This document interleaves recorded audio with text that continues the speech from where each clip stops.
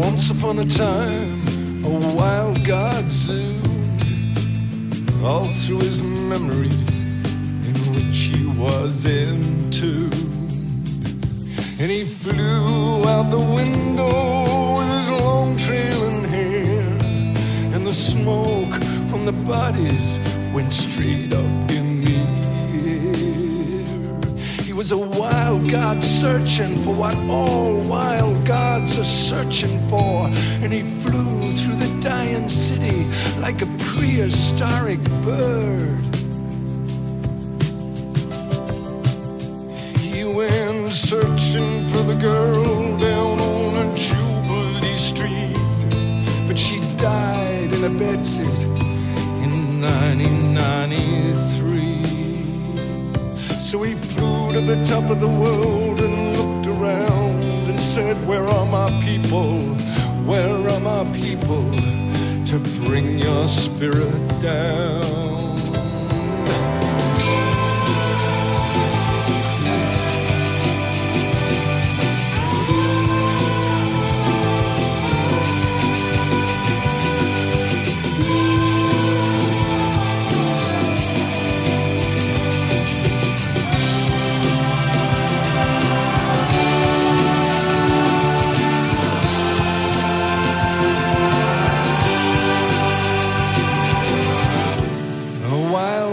Searching for a faraway girl who was basically a mirage that nevertheless loomed large.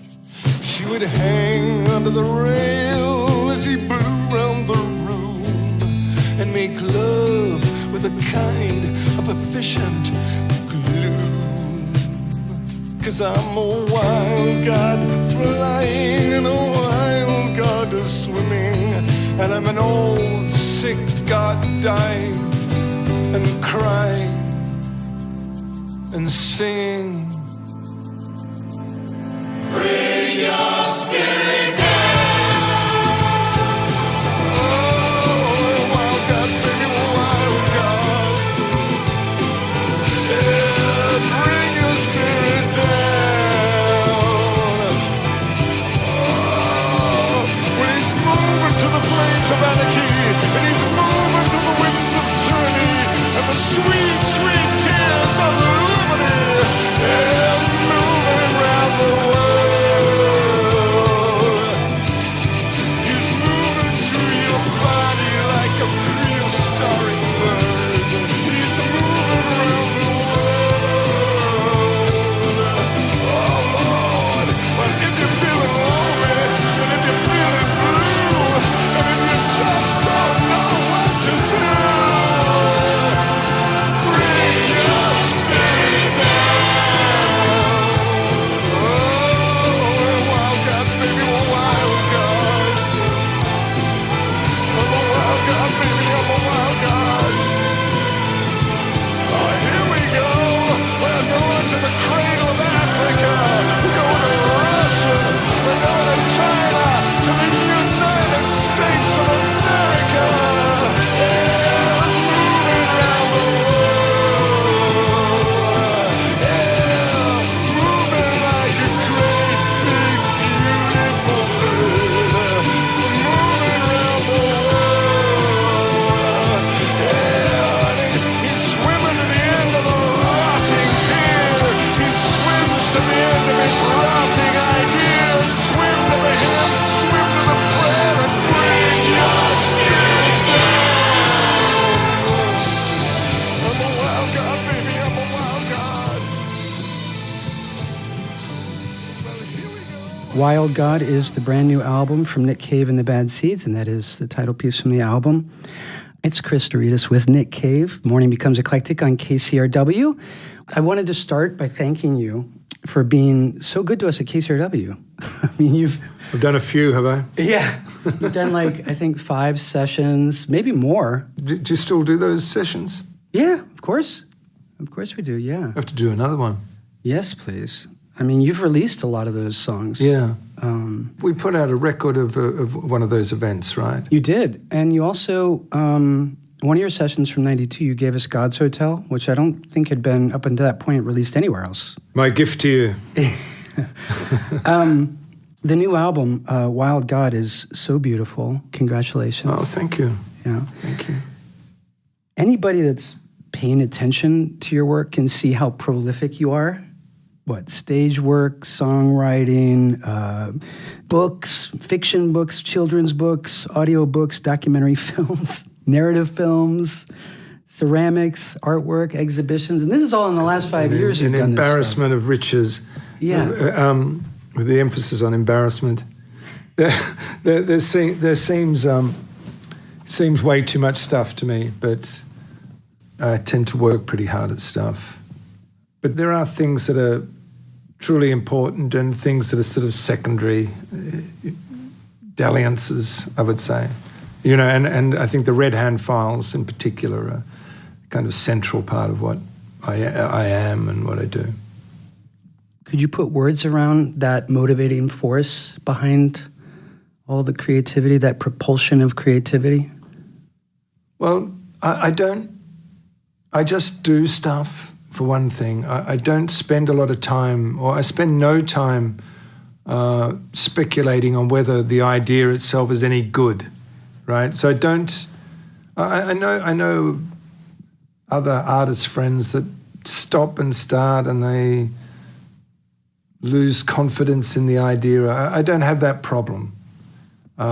Even if an idea isn't particularly good, or it's a small idea, or it may not be particularly, or appear particularly important. If you put your whole self into it, it becomes something. It can't help but do that. And so I do, much to my team's horror, say yes to a lot of stuff. Someone asks me to do something, I say yes and give it a go, so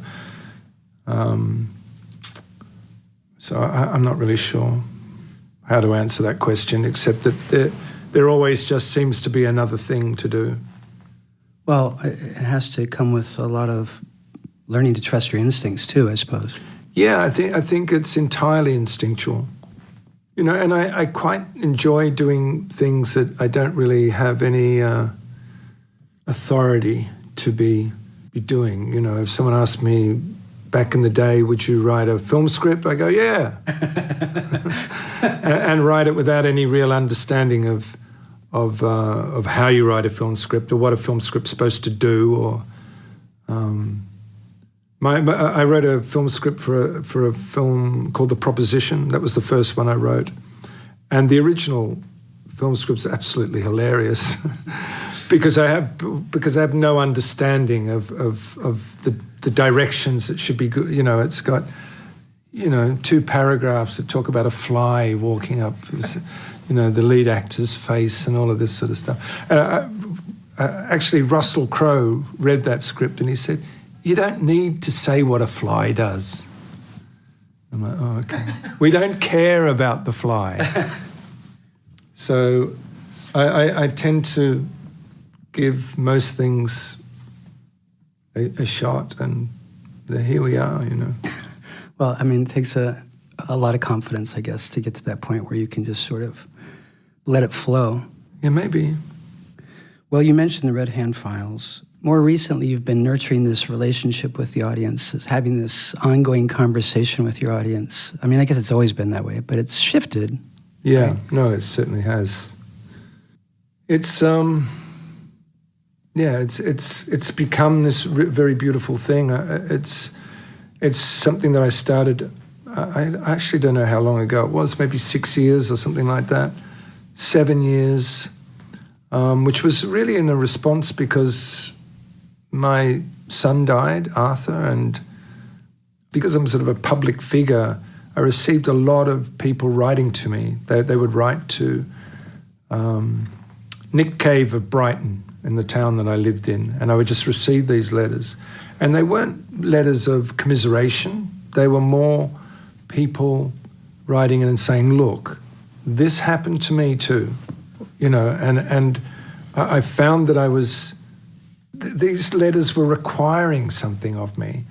And so I sort of thought, that I do some kind of podcast or something like that where I could talk to people about things. But I realized that I didn't feel comfortable doing that because I wanted to be careful about the information that I was giving out. And so I basically started up the Red Hand Files, which is something where you could write in and ask me something and I'd answer it. And very quickly, because of what had happened to me, many of these questions were about people who'd lost someone. And I found over the years that I grew to be able to be quite articulate in describing and sort of the nuances of grief. I found a language for it in time. And now, this was a small idea. It wasn't a big idea. It was a small idea that I committed myself to. It's grown up into something that really is the central pillar of not just my creative life, but my life in general, that my life sort of revolves around the Red Hand Files and the kind of mutual concern that we have for each other as human beings. I can't really think of another artist who's done something like this. Yeah, no, I don't know. I mean, it requires something, the Red Hand Files. It's not easy to do, and there's hundreds of questions now, and I think I spend 3 days at least of the week dealing with the Red Hand Files. That is, reading the questions. Wow. And then finding a question that's worth answering and replying in a considered way. And this, I've said this before, but this is not something that comes naturally to me. I'm not like an empath. I don't read all these questions and my heart is broken every time I read a sad letter. I feel kind of weirdly removed from this river of sorrow that flows, this beautiful river of sorrow that flows through these letters. And I feel in that respect equipped to be able to answer these letters in a thoughtful way. But it requires me to sort of journey to the better end of my nature in order to be able to answer these questions. And I think through the years of doing it, I sort of perhaps live a little bit more down the sort of good end of the street rather than the sort of cynical end. Well, the letters that come through Red Hand Files it's incredible what you're getting from people, Yeah. People struggling with self-loathing and, dealing with rage and loss and all that. But you seem to gently push them toward renewal or redemption in some way. That's right. I think that if I'm trying to say anything, it really is that against our better judgment, we are of value as human beings, and that this world is of value, regardless of what we are told, constantly told, that human beings are some sort of problem. I don't see the world in that way, and I think that is because I've been through a series of devastations that have allowed me to see the precarious nature of ourselves as human beings. The topics are pretty heady, but sometimes there's hilarity. Yeah. They're funny. Yeah. I laughed out loud a lot reading through them. But as you say on the album, at some point you need some joy. Yeah. Nick Cave, the new album is called Wild God. I'm Chris Doritas. Morning Becomes Eclectic on KCRW. This is called Joy.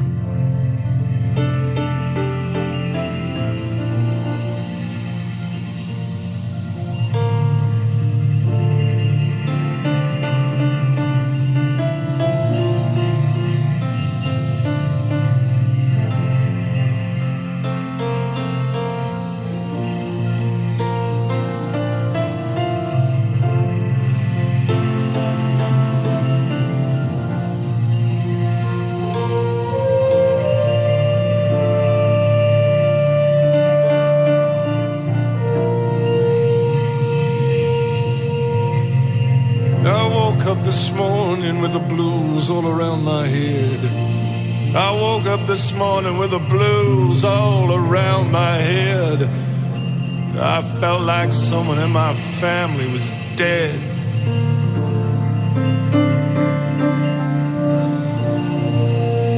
I jumped up like a rabbit and fell down to my knees. I jumped up like a rabbit and fell down to my knees. Call out all around me, said, have mercy on me, please. Have mercy on me, please.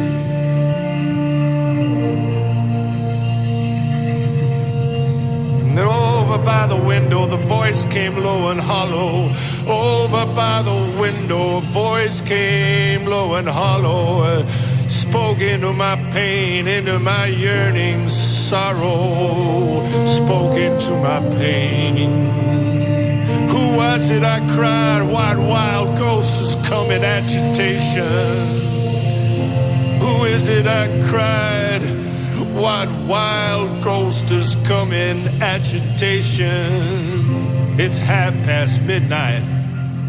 Oh, why you disturb me so late? Then I saw a movement. Then I saw a movement around. Then I saw a movement around my narrow bed. I saw a movement around my narrow bed. Oh, a ghost in giant sneakers, laughing stars around his head. Have mercy on me. Sat on a narrow bed, this flaming boy. Who sat on a narrow bed, this flaming boy said, we've all had too much sorrow, now is the time for joy.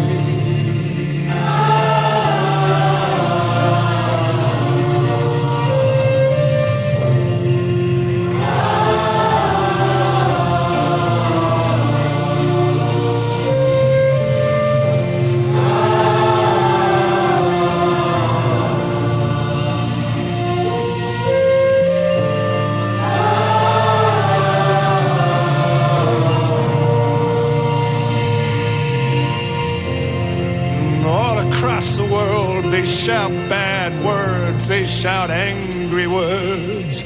All across the world they shout out their angry words about the end of love. Yet the stars stand above the earth, bright triumphant metaphors of love. Bright triumphant metaphors of love. Blind us all who care to stand and look beyond, and care to stand and look beyond above.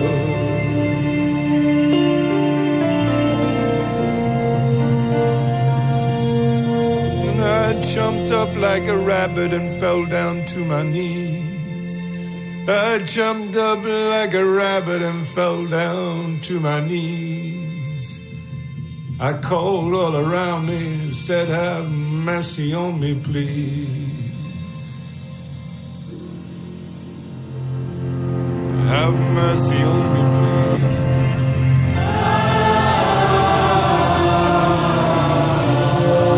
Have mercy on me, please.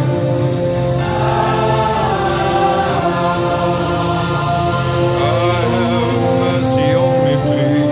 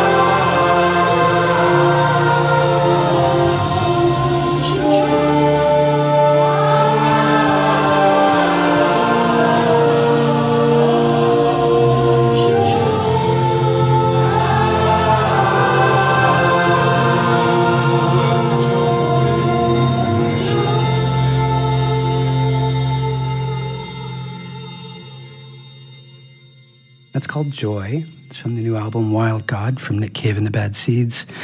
I'm Chris Doritas. It's KCRW. Morning Becomes Eclectic with Nick Cave. I have a confession to make to you about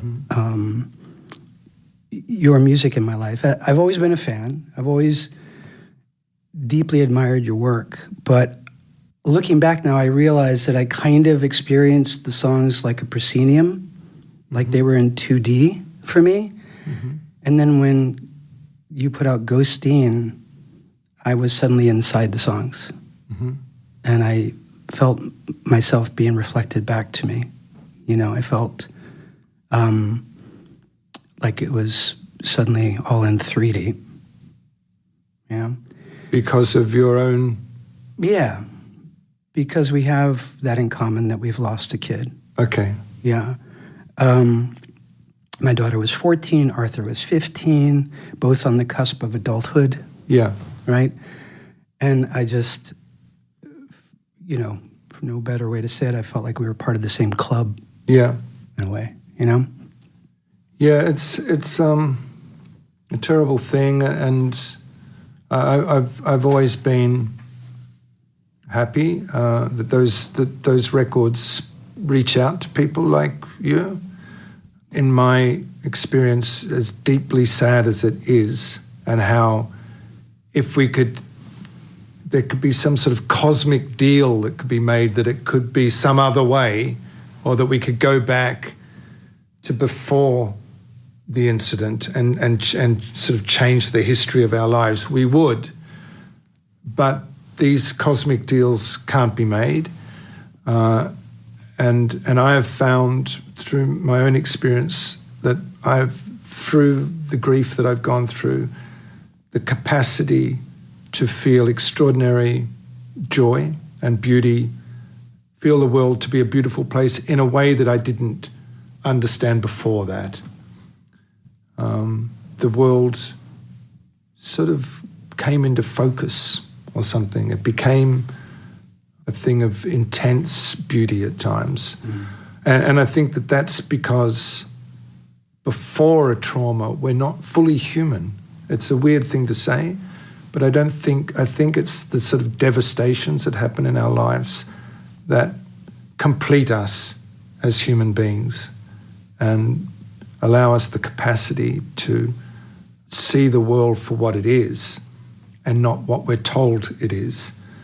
I can think of two milestones in my life where I felt my heart opening up in a different way. One was when my first child was born. Yeah. And you suddenly realize how selfish you've been. You've been selfish all this time. And then in losing a child, and, you know, there's that period where you don't even think you can get off the ground or take another step or live another minute. But then when you re-enter the world and you're out in traffic and you're behind somebody at a traffic light and the light turns green in front of you and the guy in front of you doesn't go, I react to it differently now. Because you don't know if he just got a phone call. You don't know if maybe he just came from the hospital. Yeah. You know? Yeah, I think we see ourselves reflected in each other in a way that, I mean, I always, you know, I was a musician and, you know, but I always felt slightly separate from things and separate from the world. And maybe I even sort of cultivated that position, you know, as a young person. You know, I was like an outsider. I was an outsider. And it took a trauma, or it took the death of my child to see that that's not true and that I was actually deeply embedded in the human story and I was an insider after all. And it's quite something. It's quite something to be able to see yourself reflected in other people, that there's a sort of common brokenness to people that it's a beautiful thing. Well, with Ghosteen, you created this sort of oral afterlife. Yeah. In honor of Arthur. Is that a fair way to put it? Yeah, that's a very beautiful way of putting it. I haven't heard it put such, but that's true. It's actually what was on some sort of subconscious level the intention of that record. was to try and sounds sort of strange to say so, but to try and improve the condition of the one that we'd lost. I'm not even quite sure what I mean by that, but I felt that I wanted to make wherever he may be, if he may be anywhere, that sort of place better for him in some way. You know, when I was making that record, I was kind of mad, you know, with grief about things.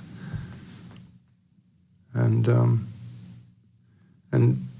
I think that record's a sort of product of that kind of weird, you know, madness. And it's I don't know, I can listen to that record and think it's extremely beautiful, and it makes me feel that I did something more for my son than just stick him in the ground and move on, you know, get over it and move on. It lives, that record, and for me, it's sort of him and others live inside it.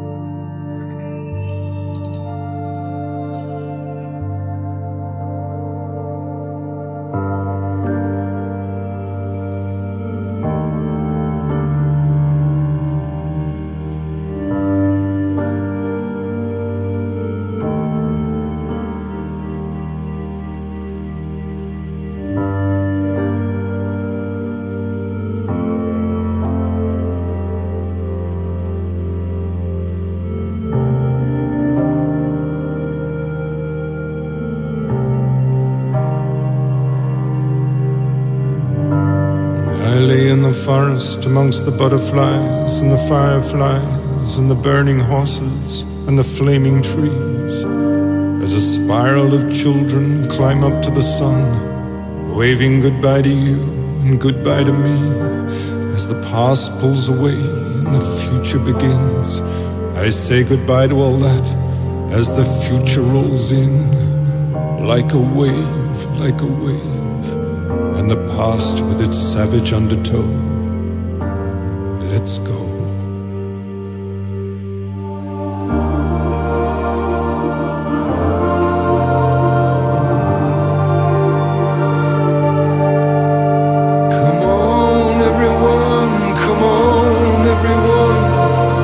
Spiral of children climbs up to the sun, sun and in each golden room a spiral of children climbs up to the sun.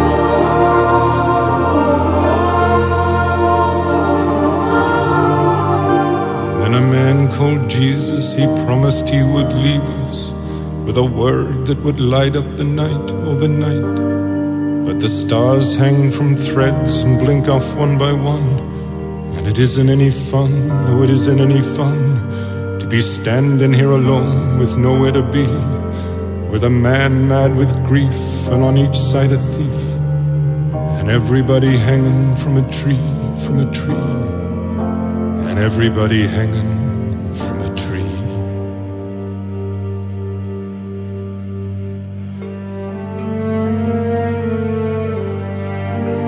Come on everyone, come on everyone, a spiral of children climbs up to the sun, to the sun, to the sun, taking everyone.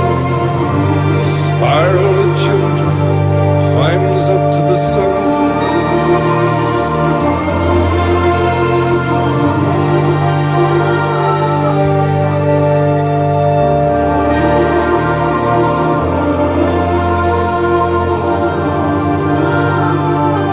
There is nothing more valuable than beauty, they say. There is nothing more valuable than love. And I lie amongst the leaves and the burning trees and the fields of smoke and the black butterflies and the screaming horses and your bright green eyes, so beautiful. Ah, your bright green eyes, so beautiful.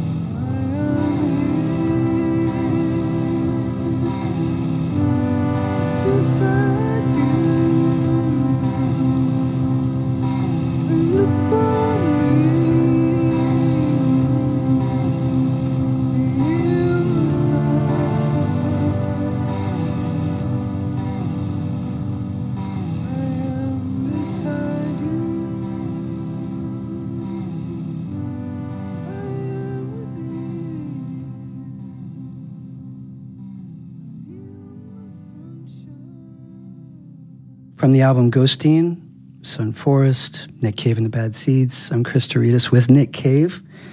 There's a song on the B-Sides and Rarities Part 2 release from 2019, Steve McQueen. Yeah. It almost feels like a prelude to Ghosteen. Am I misreading that? It's kind of awesome thing. You know, it's a wonderful... I love that very much. I think we actually used to play that song as a sort of intro music in the end to maybe even to the sort of Nick and Warren, you know, the events I did with Warren or somewhere like that. No, I think it was to the In Conversation events that I did. I'd play that song. It's quite something. I can't really remember what it's about, to be honest, but I just remember that it was a style of writing that I was working out that was quite different and quite new. When was it? Do you remember when it was written? Was it after Skeleton Tree? I don't remember. I think it was written around the time of Jubilee Street, but it was just a long poem, you know, so it wasn't a song as such, and I think I just ended up just sort of speaking it over a bit of ambient music, and it's cool. Yeah, it's cool. Here I am, the moonlight man, with my 6-shooter, I'm Steve McQueen. Call me a cab, I'm that kind of guy, I have a dream. Sometimes I ride the elevator to the top of the Burj Al Arab and shoot my guns across Dubai. Bang, bang, bang, I'm that kind of guy. But mostly I curl up inside my typewriter. Curl up inside my typewriter and wish that I could die. Your legs are so long they should come with their own elevator. Don't worry, darling. I'll be coming around to see you later.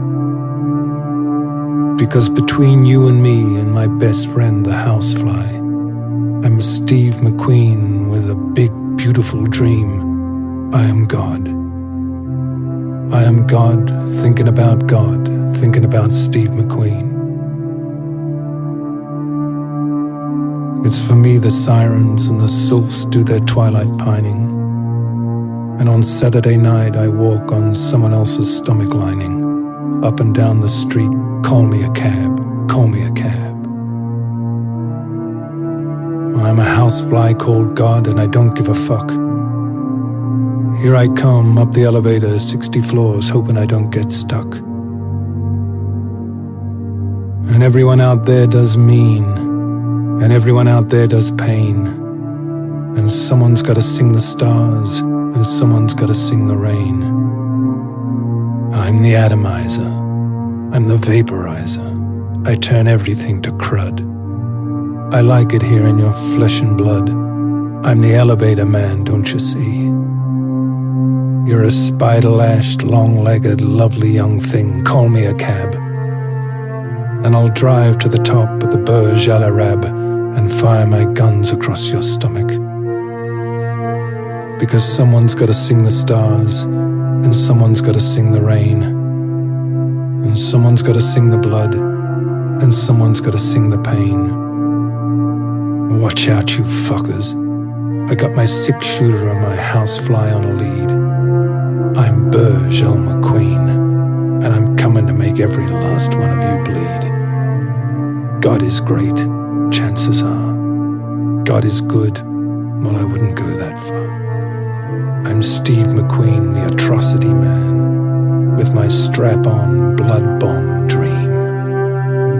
But mostly I curl up inside my typewriter with my housefly and cry. I tell my housefly not to cry. My housefly tells me not to die. Because someone's gotta sing the stars, and someone's gotta sing the rain, and someone's gotta sing the blood, and someone's gotta sing the pain. And someone's gotta sing the stars, someone's gotta sing the rain. Yeah, that's me, riding my housefly up and down your dream.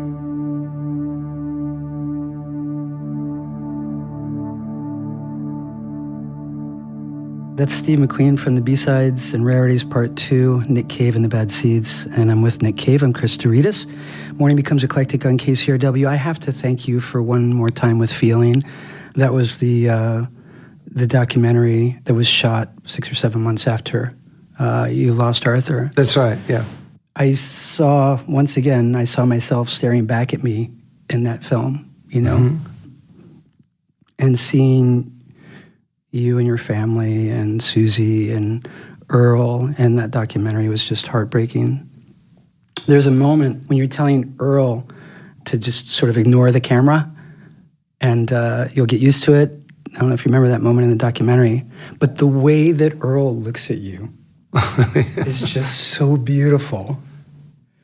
Just the way he gazes at you with his... Really? Yeah. Really?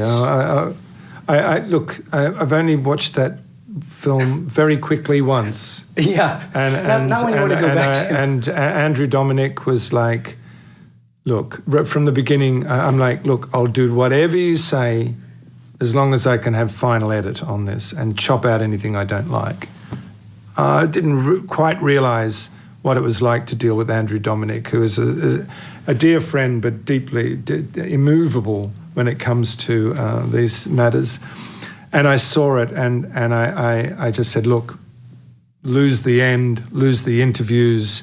There was just, I just hated the whole thing. And but I did love the interviews with Susie. I just thought she was really this extraordinary force. And Susie watched it with me, and she felt exactly the opposite. She thought, get rid of me, get rid of me. But you're beautiful in it. And in the end, we didn't know what to do. Andrew fought for tooth and nail to keep all of it in. And in the end, I rang up Warren Ellis, my dear friend and member of the Bad Seeds, and he said, look, this film is important, it's beautiful, step away from it. You're not the one to be making decisions about this film. Just let it go. And so I did. I just sort of let it go, and I haven't seen it since. But, you know, if I had have had my way, it would have been, you know, I wouldn't have let it go. But, you know, and now I hear, like, from people, from yourself, that it's an important film. So yeah, I mean, to go back to Susie for a second, she shows up in the third act. She's radiant in that movie. Yeah. And I have to say, I'm grateful that Warren talked you out of it. Yeah, because I'm grateful to him for a lot of things, to be honest. He's a clever man. Yeah, I think that film and the book you did with Sean O'Hagan, Faith, Hope, and Carnage, are such gifts to people that have gone through, you know, really difficult times. I've sent them to friends of mine who've lost people, you know. It's a beautiful book. It really is, and I would suggest that anyone who's gone through some heavy loss should check out that book and check out that movie one more time with feeling. There's a revelation at the end of that movie, too, in the end credits, a song that the twins sing. Oh, yeah. That's right, yeah. Yeah, how did that song come about? I was writing that song for Marianne Faithfull. Marianne sent me those lyrics, Deep Water. And I put some chords to those lyrics, and my kids were around, and I said, look, why don't you sing this song with me? And they're musical, they're little guys, and Arthur had a very, very beautiful voice. So I just recorded us singing it, and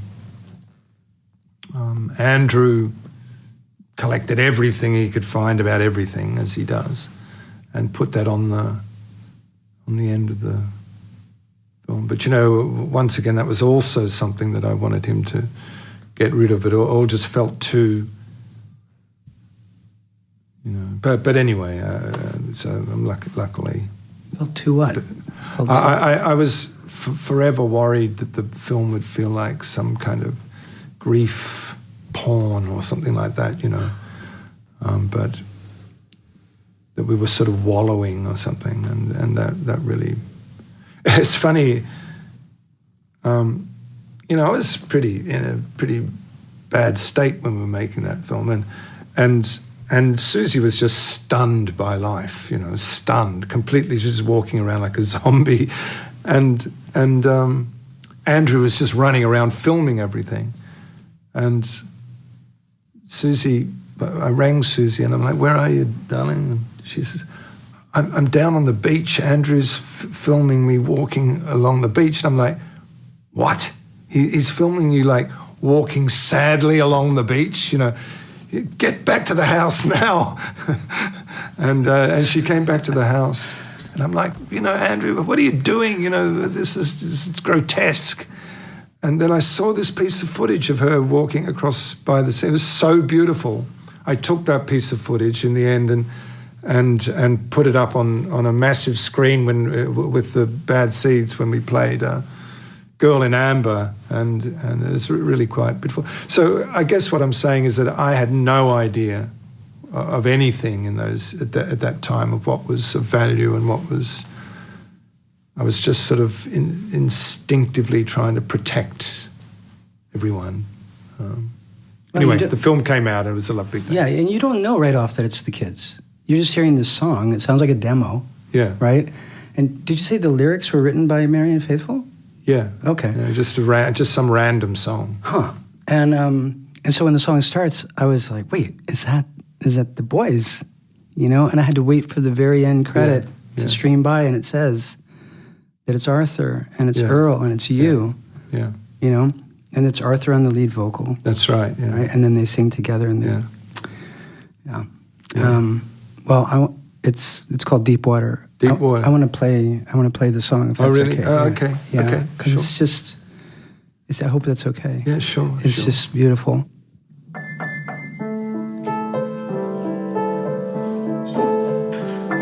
I'm walking through deep water. It's all that I can do. I'm walking through deep water, trying to get to you. Your face is hidden from me, but your love is not. I will not reach for other things till I know what I've got. I'm walking through deep water, trying to get to you. I'm walking through deep water, and I'm to lose. I'm walking through deep water. There's nothing left to choose. This little heart of mine got loaded up with chains. The water swells around me, and the water makes it comes. I'm walking through deep water, trying to get to you.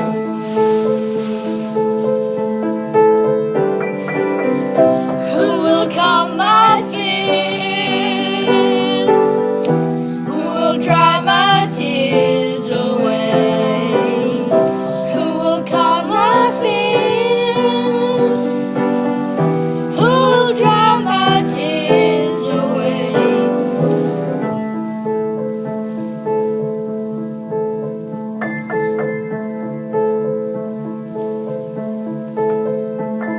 I'm walking through deep water, nearer to the sea. I'm asking the deep water, don't take my love from me. While desperate little ladies with 100 just like me, they hold their breath and hesitate and dance beneath the sea. I'm walking through deep water, trying to get to you.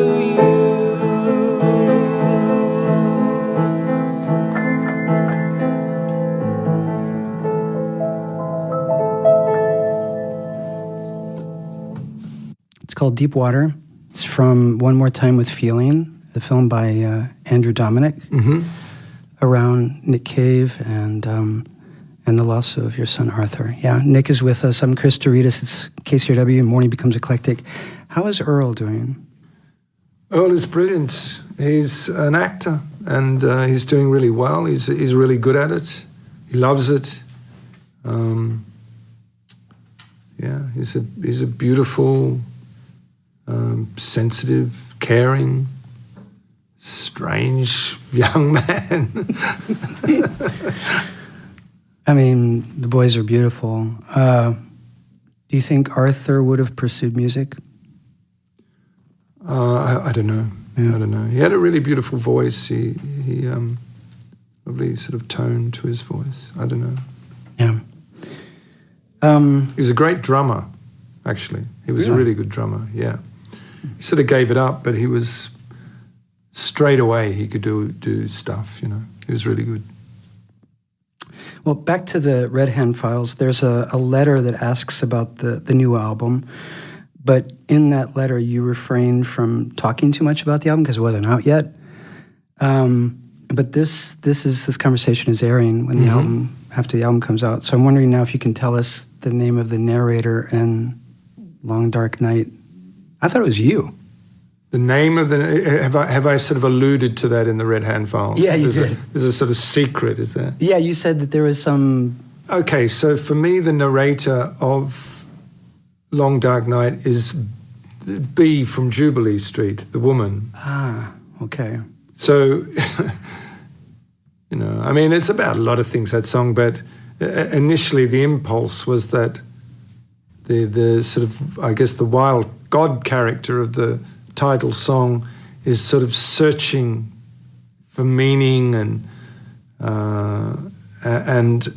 is inside his memory, and he remembers the girl from Jubilee Street, which is an old Bad Seed song about a girl from Jubilee Street called B, a prostitute, I guess she is in that song, and he visits her in his memory in the future, in the present day, and finds that she's dead. She died in a bedsit in 1983, it says. And so for me, I guess, Long Dark Night, although it's actually ends up being about other things, but the initial impulse was the narrative from that song is B, who is dead but doesn't really know it, and is visited by this man who sits on the iron rail of her bed, combing his long hair, and there's a sort of conversion scene in the final verse where he reaches down and strikes her neck with his long white hair, long trailing hair. It's beautiful. It's quite a beautiful thing, if I may say so.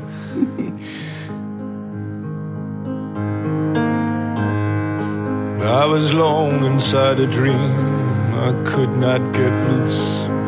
I'll tell you it, although there's little use to tell a dream when dreaming is all you ever do.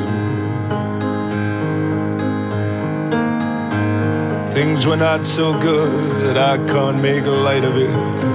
My poor soul, it was having a dark night of it. It was a long night. Maybe a year.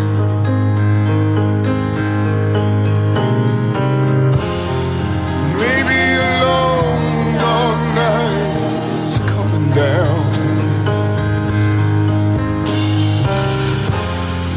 Maybe a long dark night is coming down. Through the door of my dream burst. No zombie, no ogre, no devil there, but a flying man with long trailing hair, who perched in the iron rail of my bed. Oh Lord, combing his long white hair, seeing my name. How could he know when I did not even know my name? Maybe a long dark night is coming down.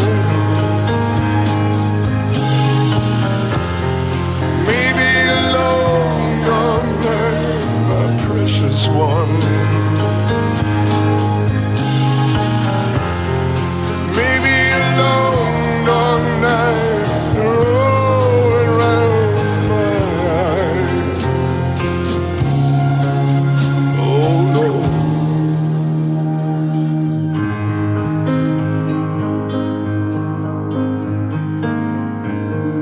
Who took me to be from elsewhere, when I too inhabited the earthly sphere, leant down and struck me with his long trailing hair. Maybe a long dark night is coming down.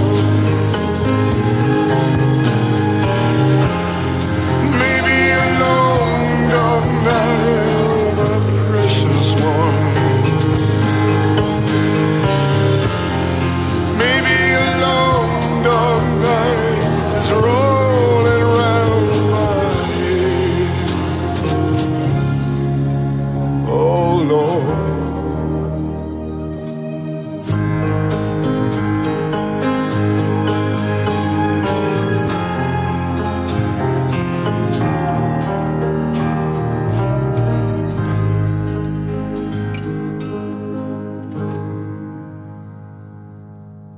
It's Long Dark Night from Wild God, the new album from Nick Cave and the Bad Seeds. What a song.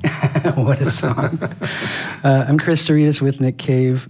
You've always occupied, for me, a singular lane, your own lane in music throughout your career. You've always been sort of, this...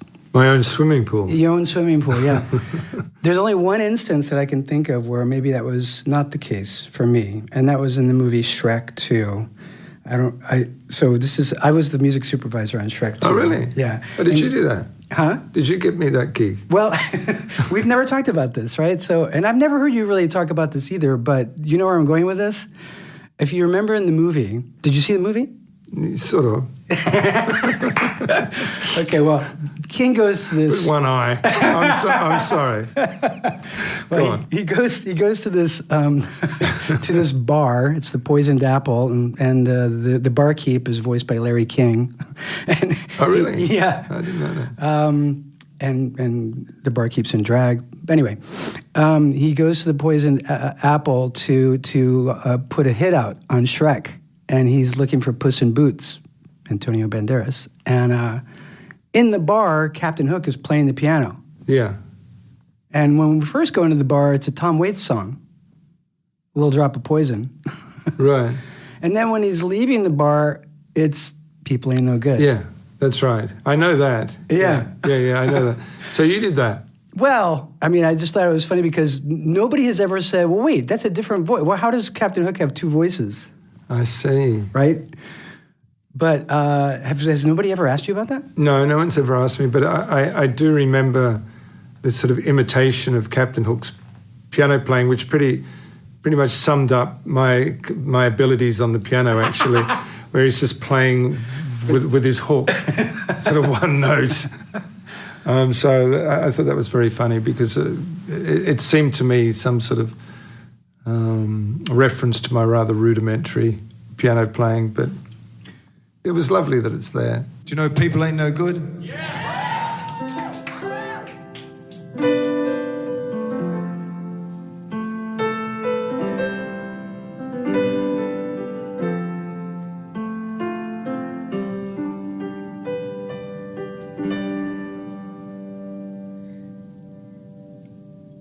People just ain't no good. I think that's well understood. You can see it everywhere you look.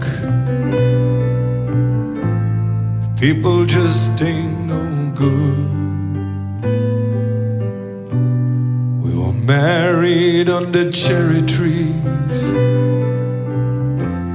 Under blossom we made our vows. All the blossoms come sailing down through the streets and through the playgrounds.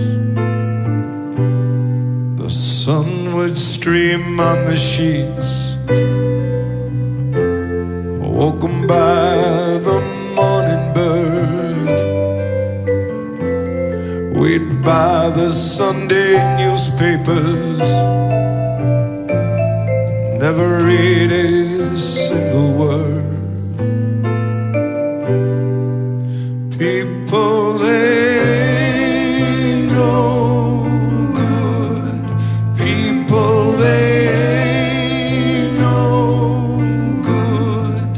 People, they ain't no good at all. The seasons came, the seasons went. The winter stripped the blossom bare. A different tree now lines the streets, shaking its fists in the air. The winter slammed us like a fist, the windows rattling in the gales, to which she drew the curtains down, made out of her wedding veil.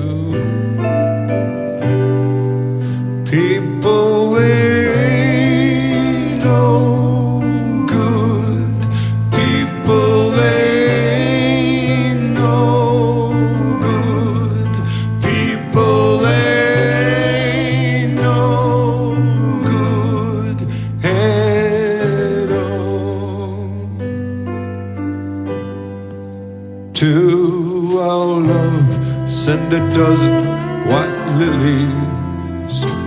To our love, send a coffin of wood. To our love, let the pink-eyed pigeons coo. Yeah, people ain't no good. To our love, send back all the letters. To our love, a valentine of blood. To our love, let all the jilted lovers cry. People just ain't no good.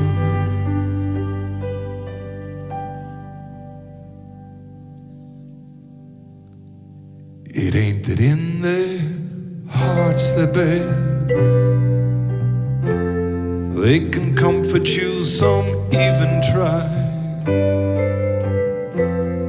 They nurse you when you're ill of health, and they bury you when you go and die. It ain't that in their hearts they're bad. They'll stick by you if they could. Oh, but that's just bullshit, baby. People just ain't no good at all.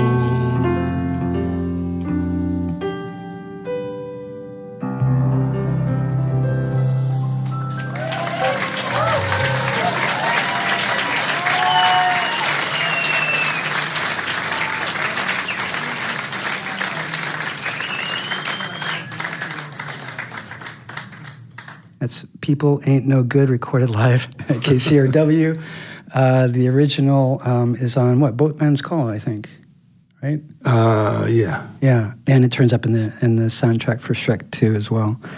It's kind of cool. What a film. Yeah. I mean, well, Shrek and Shrek 2. Look, we had Dylan in there, Leonard Cohen, you, Bowie.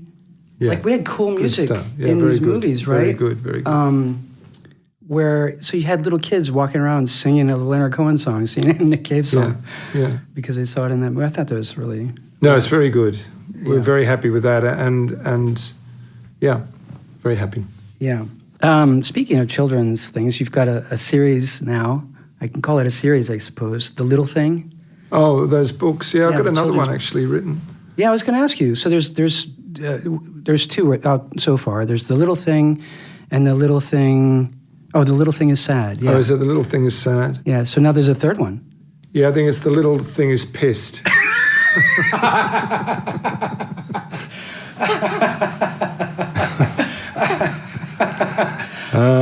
And he's just angry at everything, and he's bringing everyone's happy, and they keep coming along. He keeps telling them to go away because I'm pissed, and so everyone becomes unhappy. So it's just this little horrible thing that sort of. Yeah. Anyway, it was sort of such a sort of spectacular financial failure as an enterprise that I don't think we can find anyone to sort of make the third one. But So the third one's just waiting to find a release? well, I've drawn it, I've written it. It's mocked up. We just have to get our act together to actually Oh my put God. into production. I want to be in the medium for those pitches. Oh, really? It's called The Little Thing is Pissed. It's for very small children. I love it. Okay, so you've got this European tour that starts September 24th in Germany, and I guess a U.S. tour is in the works. Yeah, next year. Yeah. Yeah, I don't know when, but it's certainly being organised. Have you thought about like the makeup of the band on the tour? What is that something that you've sorted? Yeah, well, it looks like Marty, the bass player, is not going to be able to come on the tour. He's ill, and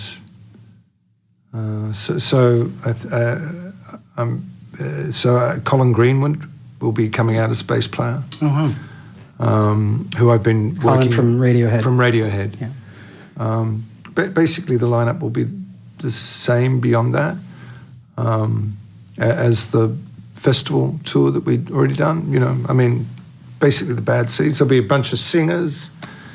Nice. And we've got a lot of ideas for stuff. You have to wait and see. Yeah. We're going to close with a couple things. Well, the closing tracks from the album, which I think I love. Oh Wow. Oh good. You're going to play that? Oh wow, how wonderful she is. Yeah, it's a very beautiful song. I think it really says a lot. It says a lot about Anita Lane, who it's about, who died a couple of years ago.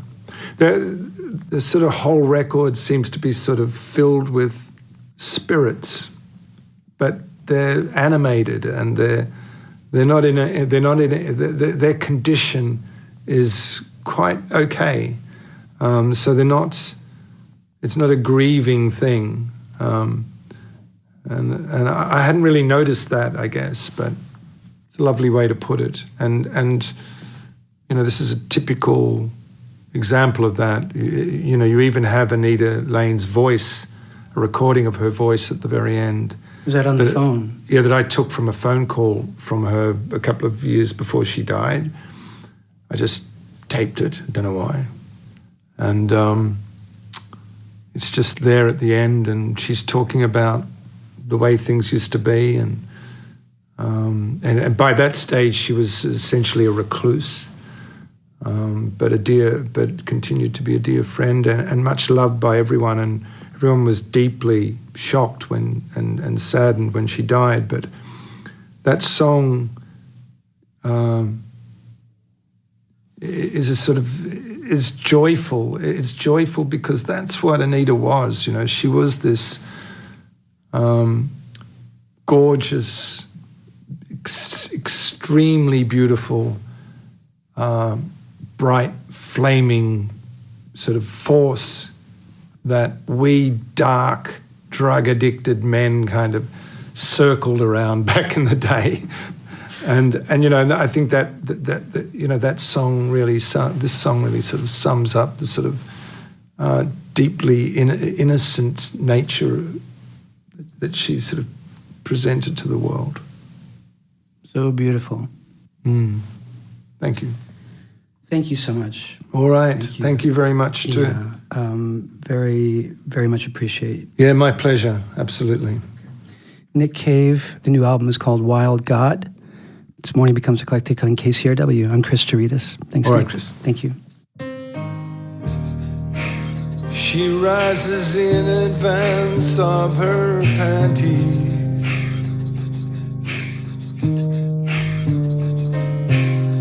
I can confirm that God actually exists. She turns and smiles, but never ever scantly. Oh, wow, how wonderful she is. Well, the horses, they have kicked down the stable, and the rabbits have put carrots in their ears, and her colored crayons dance upon the table. Oh, wow, how wonderful she feels.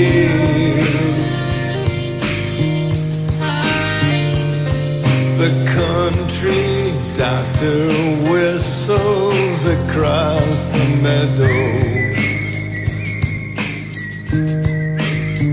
and the schoolboy, he hops up and says, "Gee whiz."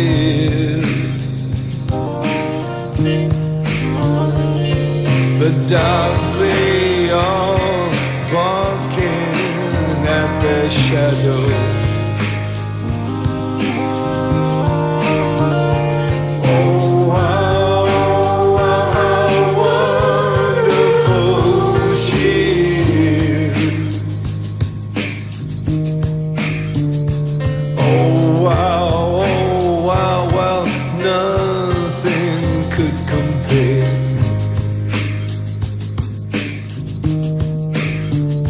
Her friends now dead, their spectral chins all nod,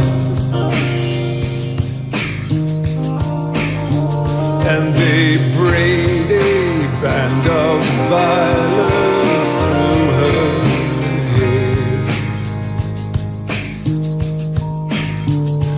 Oh, wow, how wonderful she was.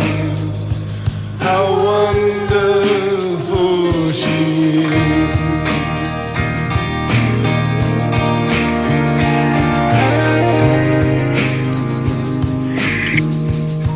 Do you remember?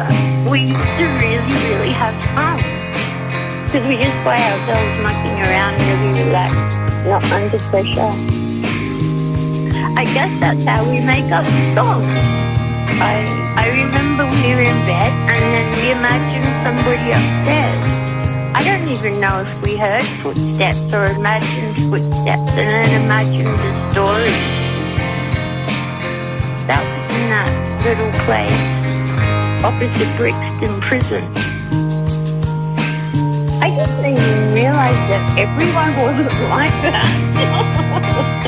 We tried to write a contract of love, but we only got as far as doing the border.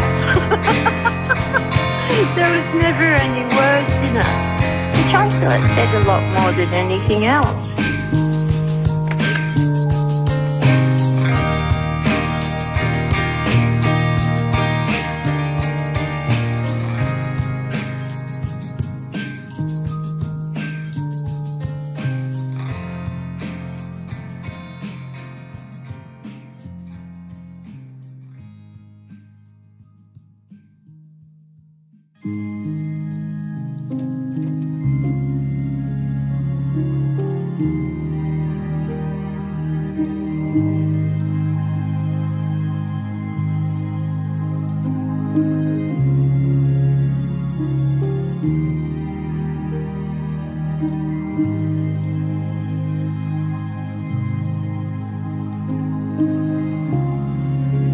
She sits at the window,